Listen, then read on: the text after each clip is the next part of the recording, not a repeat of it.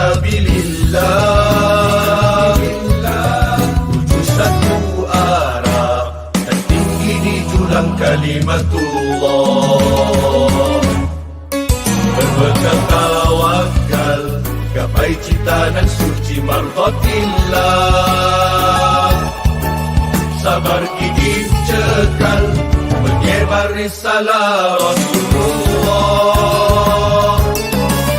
Kerana dakwah tugas mulia, pusaka agung para anbiya, menyelamatkan ummah mesti sepenuh daya. Walau dicaci, jua dihina, tidak akan memadam bara cinta. Rela dikorbankan segala-galanya demi redha Maha Esa. Yayasan Dakwah Islamiyah Malaysia melestari gerakan dakwah, menyatu, memandu ummah, menyebar risalah nubuah. Yayasan Dakwah Islamiyah Malaysia, medan sinergi dan ukhuwah, binaan hukum, bersatu tubuh, siru ala barakatillah, siru ala barakatillah.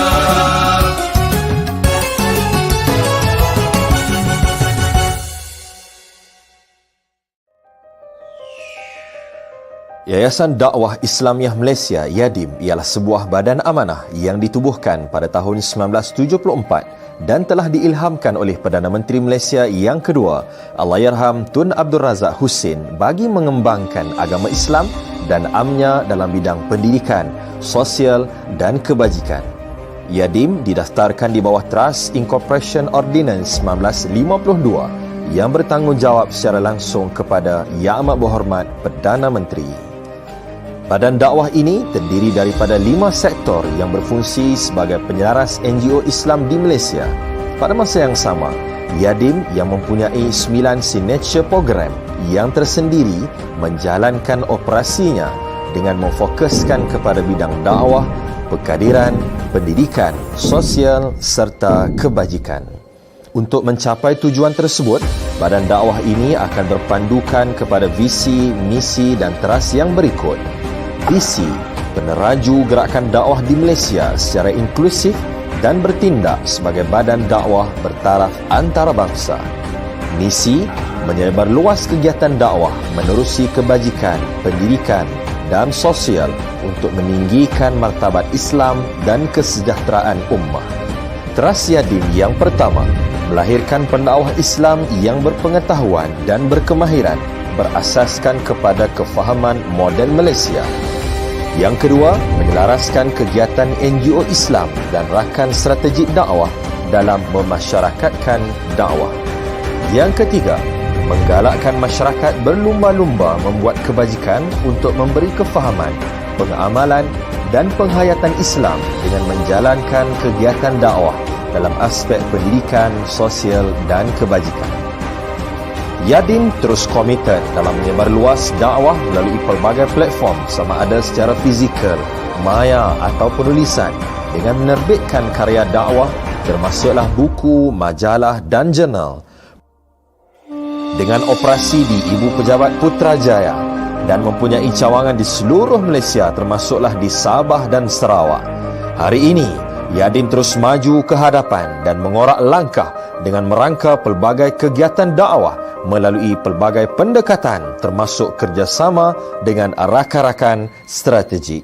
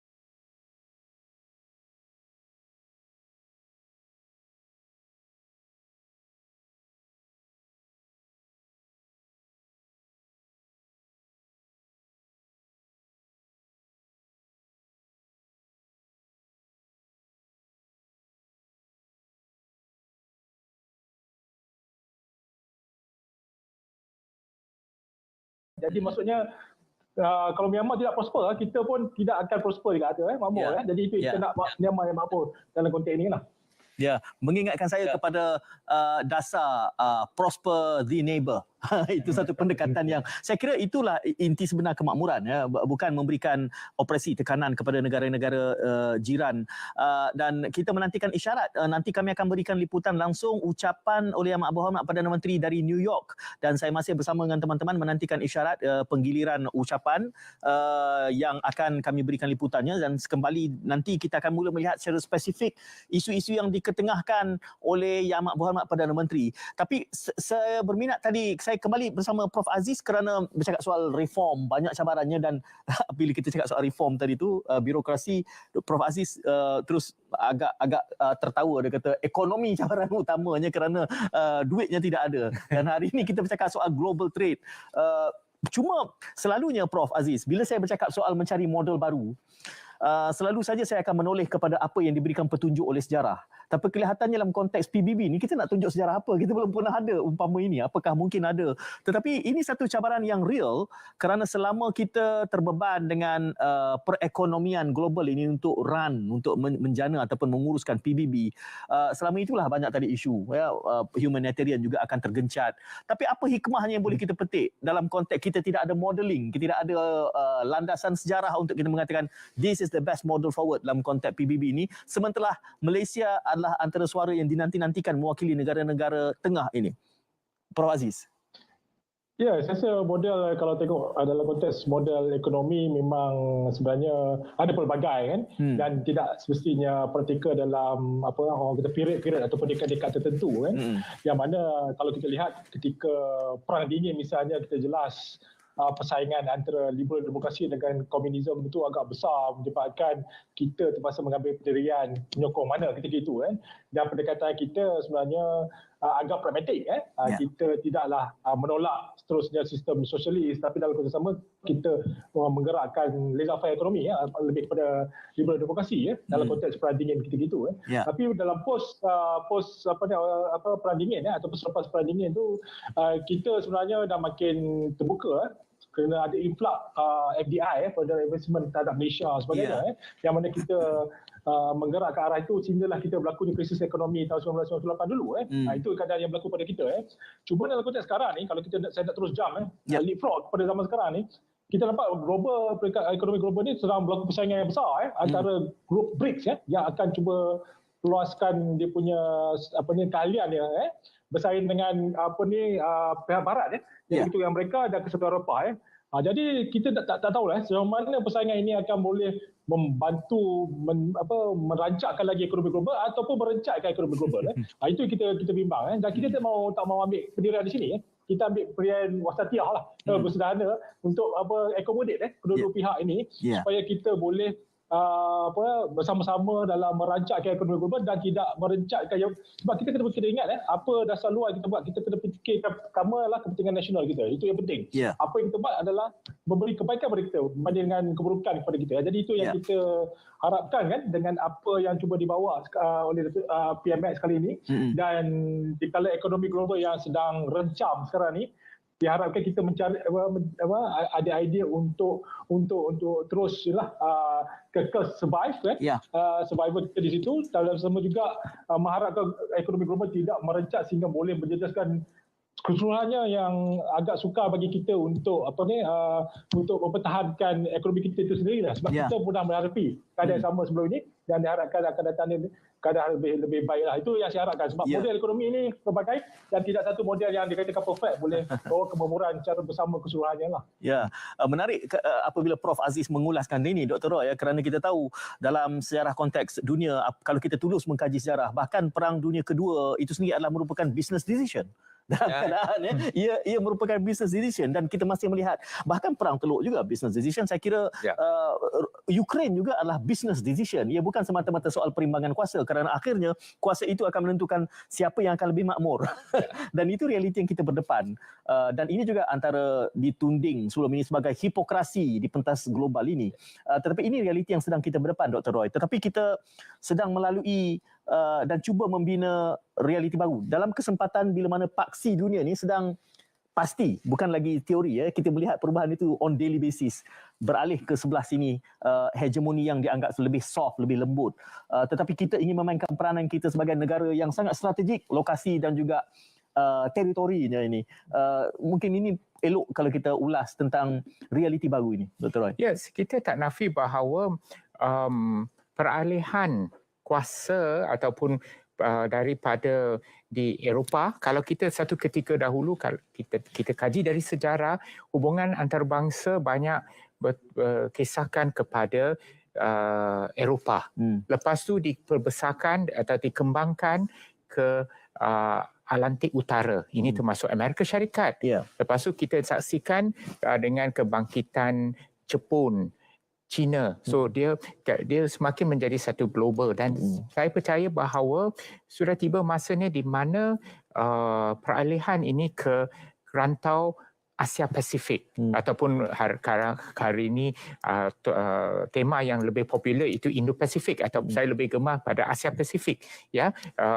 Asia Pasifik yang merangkumi negara-negara di timur, Asia Timur, Asia Tenggara, dan juga negara-negara di Asia Selatan, dan tidak lupa juga negara-negara di Asia Tengah itu sendiri. So itu satu hakikat yang kita perlu terima, dan seperti mana telah juga disebut misalnya BRICS, dan juga Global South. So ini sudah pun mendapat banyak tumpuan, dan suka tak suka PBB juga perlu mempunyai lebih fokus kepada negara-negara di rantau ini. Mungkin tiba satu masa, pasal kalau kita lihat pejabat PBB, ibu pejabatnya di New York, dan dia juga ada satu pejabat di Geneva. Mungkin sudah tiba satu masa nanti PBB perlu ada satu juga pejabat di rantau Asia. Salah satu ibu kota di negara Asia harus juga diberi penghormatan untuk menjadi pejabat PBB, kerana ini untuk menunjukkan perubahan kuasa pol ini pada rantau Asia. Tapi kita ibu kota yang mana itu kita kena fikirkan satu. Doktor, itu agak far-fetched, tapi saya bayangkan kalaulah Kuala Lumpur ataupun Putrajaya itu Geneva itu gambarannya seperti Putrajaya. Soalnya sama ada kita cerdas atau tidak, cekap dan laju atau tidak menangkap elemen strategi. Pasal tumpuan kuasa bukan hanya pada masa kini berlaku di Barat. Ya, pada 1945 semasa PBB itu ditubuhkan, persidangan di San Francisco pada masa itu, ya saya tak nafi pada masa itu tumpuan kuasa di Barat. Tapi hari ini tumpuan kuasa telah pun jauh keluar daripada rantau Barat, benua Barat, ke Asia dan Afrika dan sebagainya. So ini untuk menunjukkan sifat United Nations ni. Ya, dengan kepelbagaian realiti itu. Saudara Salim, kita bermula bercakap dengan penonton pada awalnya untuk memberikan liputan kemungkinan-kemungkinan, dan sementara kita menantikan ucapan PMX ini, ucapan sulung di pentas PBB di New York, kami akan berikan liputan langsung. Kita mula bercakap soal realiti yang sedang berubah, dan saya kira kita sudah mula melihat lebih dalam tentang, saya tidak mahu menyebutnya sebagai hipokrasi, tetapi realiti apa yang berada di bawah. Saya sebutkan tadi kerana saya teringat apabila Prof Aziz bercakap soal ekonomi, tujuannya untuk melihat PBB itu ada kekangan ekonominya sendiri kerana ia beroperasi sangat costly, sangat-sangat mahal. Tetapi di waktu yang sama kita tahu juga pola ekonomi dunia sedang berubah, sedang beralih ke sebelah sini. Sebelum ini kemakmuran blok barat khususnya Amerika Syarikat itu didanai oleh peperangan. Ada satu buku yang menarik ini, $1 Trillion War. Peperangan itu bukan hanya keputusan soal perimbangan kuasa, tetapi ada business decision di belakangnya. Dan itu realiti yang kita jarang-jarang bicarakan secara terbuka, tetapi kita tahu ia merupakan open secret kalau boleh kita sebutkan begitu. Dan ini cuba untuk kita ubah semula. Mungkin komen saudara Salim melihat kepada perubahan ini supaya kita boleh tulus dan jelas tentang keutamaan dan juga hipokrasi yang mungkin ada di pentas antarabangsa ini, supaya kita boleh menjadi warga PBB yang efektif dalam hal ini. Saya cukup jelas dengan apa yang saya usulkan tadi, bahawa memang hipokrasi berlaku di dalam PBB. Kita tak nafikan dalam Majlis Keselamatan PBB sendiri, perkara-perkara yang resolusi-resolusi yang telah diluluskan itu tidak diikut, malah diveto. Berpelbagai resolusi telah pun diusulkan, malah pada sesi 77 unggah resolusi telah diluluskan mengatakan bahawa pendudukan Israel di Palestin itu adalah haram. Itu adalah resolusi yang telah pun diluluskan oleh dalam sesi 77. Dan usul itu perlu juga menyatakan bahawa akan adanya satu proses membawa isu Israel ke ICJ, International Court of Justice, untuk nasihat perundangan.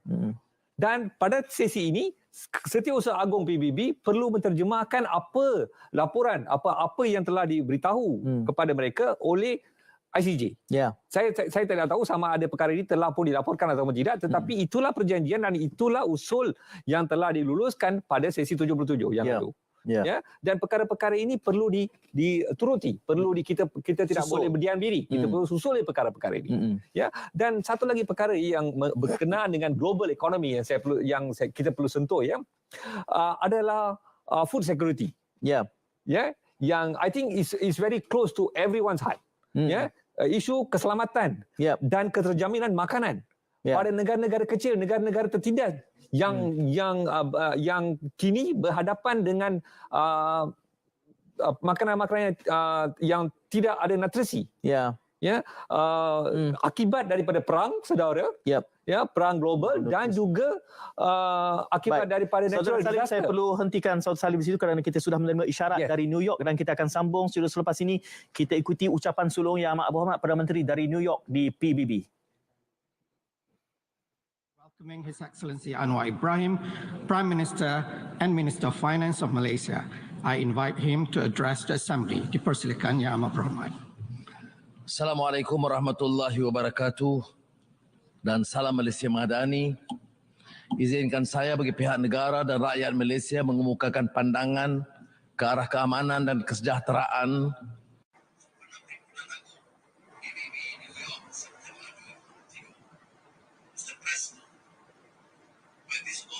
Assembly was established almost 80 years ago. The world was still reeling from the horrors of a catastrophic bloodletting that our nations resolved should never be repeated.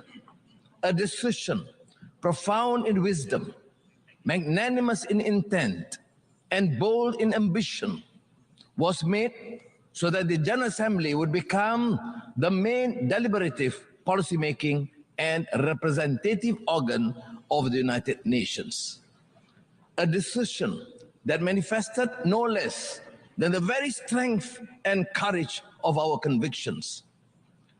By giving equal voice to the sovereign nations of the world, the founders of the United Nations pursued a vision of a more democratic world predicated on the dictates of equity and justice. This was a vision that consigned to the past the predations of the strong of the weak, the strong over the weak, of the rich and powerful over the poor and the marginalized, and of the big powers over the rest. That vision, in my opinion, has been utterly shattered to pieces.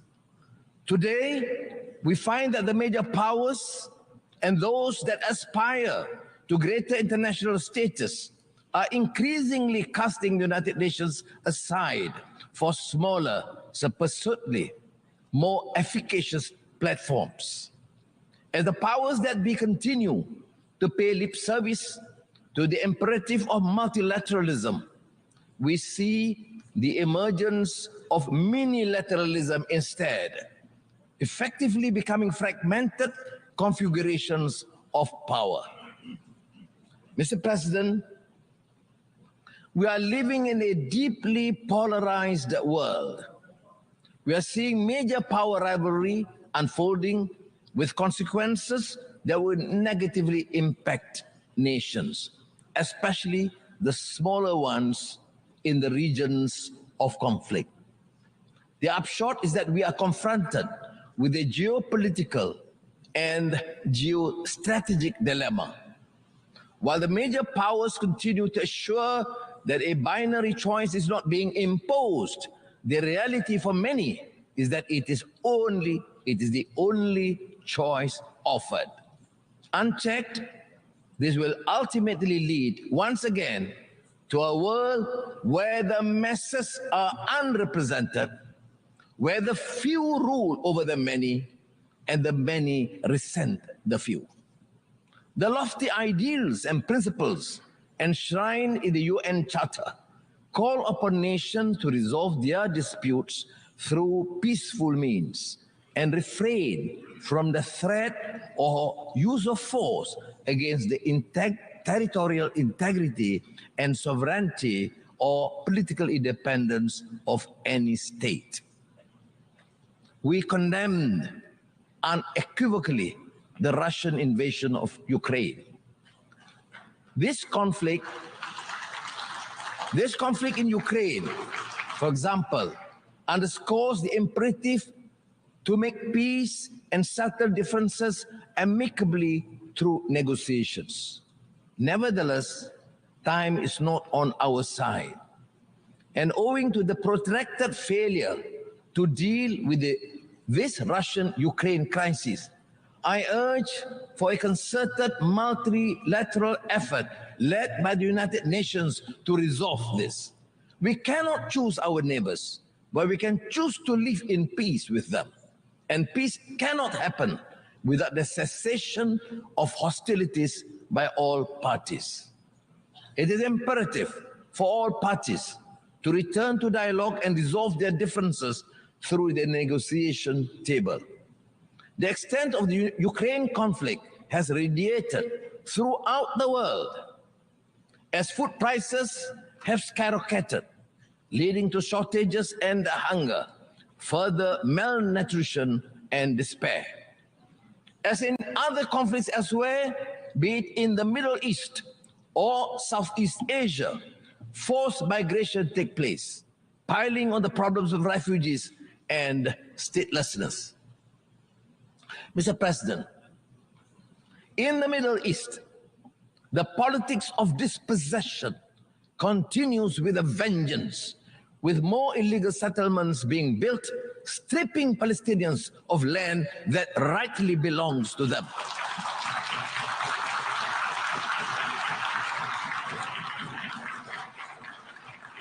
This constitutes a gross violation of international law. It also poses an insurmountable obstacle to a two-state solution, not to mention the continued killings.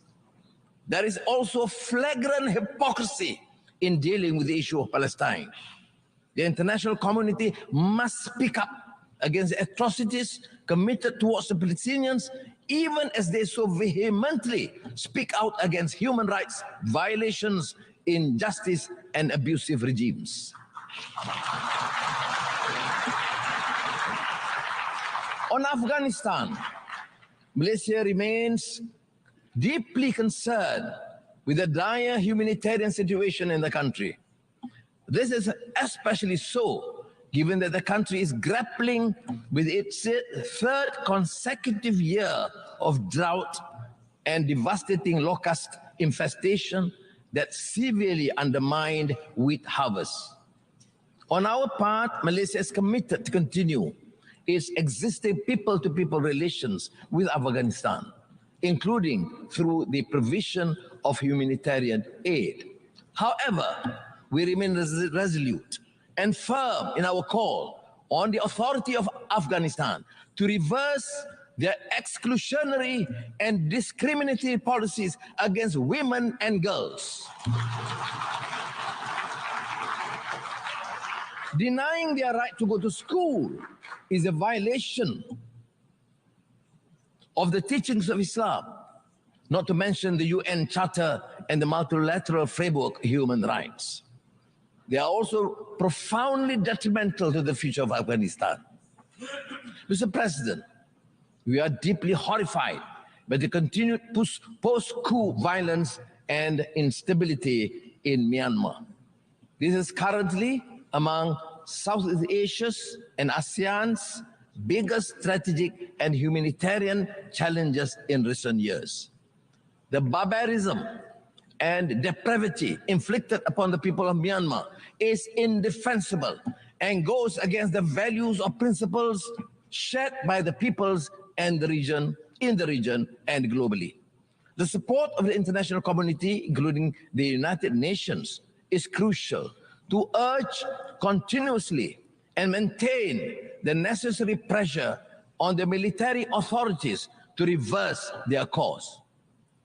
Inasmuch as the principle of ASEAN centrality dictates the continued atrocities must end, Malaysia calls on Myanmar to immediately implement the ASEAN 5-point consensus towards achieving peace and stability in the country.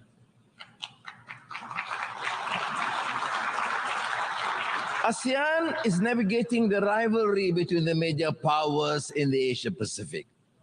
Malaysia believes that any strategy undertaken should neither start nor exacerbate a race for dominance. Instead, such strategies should contribute to peace and stability, security and prosperity in the region. Mr. President, scientists have confirmed that the world has just experienced its hottest summer in history. We have heard Secretary General Guterres gravely declare that climate breakdown has begun.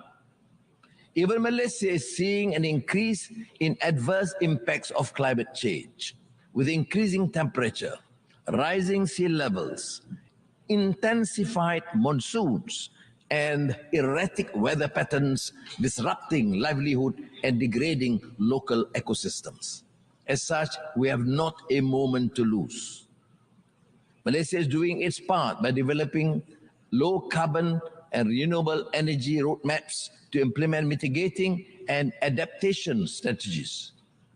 The newly launched National Energy Transition Roadmap should aid us in achieving our NDCs as well as lighting the path towards our net zero aspirations.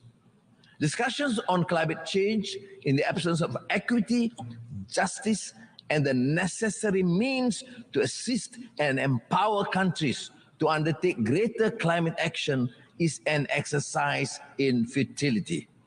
We also urge the developed countries to fulfill their commitment of mobilizing $100 billion a year to support climate ambition endeavors of developing countries, while recognizing that trillions of dollars per annum will be needed in the near future. Mr. President, the 2023 SDG report has confirmed that we are falling behind, with nearly a third of the targets either at the state of inertia or worse, regressing. The global economy is also projected to continue to be weighed down by geopolitical uncertainties, supply chain disruptions, increase in commodity prices, as well as challenging financial conditions. This has widened the gap between economic growth and income, leading to a continuous disparity. As the growth in income fails to match economic growth, households become burdened with debt. We now have the super rich living side by side with the ultra poor. The contrast lies starkly in the things that matter: food on the table, shelter, access to quality education, healthcare. These factors cry out for drastic systemic reform, a total reset of global institutions that impact our lives. Or else we will continue to face widening inequality, setting apart nations and peoples. Mr. President, we are concerned over the emergence of a new form of racism characterized by xenophobia, negative profiling, and stereotyping of Muslims. This is manifested in an alarming trend of hatred, intolerance, and acts of violence against Muslims and their sanctities. We are appalled by the legitimization of these acts under the feeble defense of human rights. Quran burnings are nothing but a clear Islamophobic act intended to incite hatred.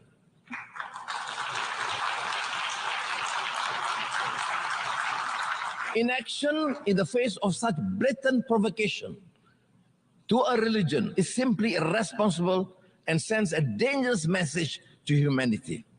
We must embody the values of acceptance, tolerance, and mutual respect. We must promote intercultural, inter-civilization, and interreligious understanding and cooperation. We must unite our faith in common cause to promote understanding and goodwill amongst our peoples and strengthen peace and harmony among nations. Mr. President, these are indeed tall orders, but that is the very reason we are here. I truly believe that no challenge, however formidable, is insurmountable if we secure the collective commitment of this global community, the member states of this august institution. What we need is trust and the conviction to make the world a better place, the will to work together on a platform of consensus and solidarity. Early this year,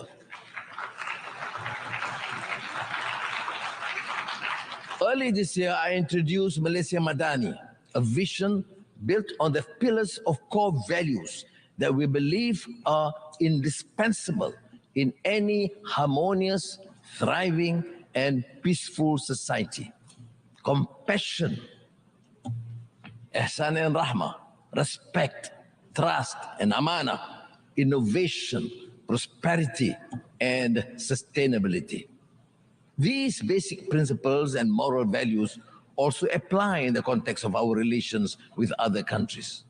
Whether it is G7 or G20 or G77 or APEC or the world's largest FTA, there is no denying that multilateral collaboration is the sine qua non for any effective and sustainable resolution to the crises that the world is beset with.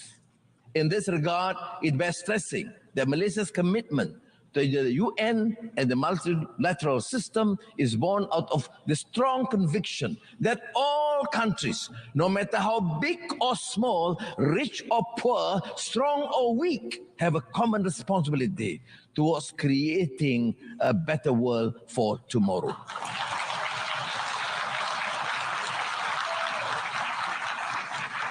The world and our future in it is what we envision and construct it to be. Malaysia believes that we can achieve this through greater trust and strengthen multilateralism. The United Nations can be the vessel to take us from despondency to a brighter future, from uncertainty to optimism, and from vulnerability to resilience. Terima kasih. Assalamualaikum.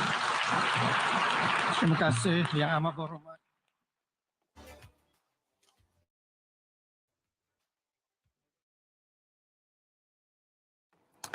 Itu ucapan suluh Yang Amat Berhormat Perdana Menteri Datuk